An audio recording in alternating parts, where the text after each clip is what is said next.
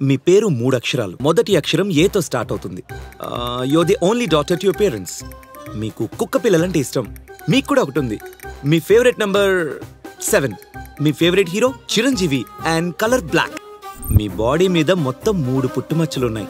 ఒకటి మీ left side నడుం మీద, రెండోది మీ హే అనగా ఏమైంది? వీడు అసలు మనిషి కాదు.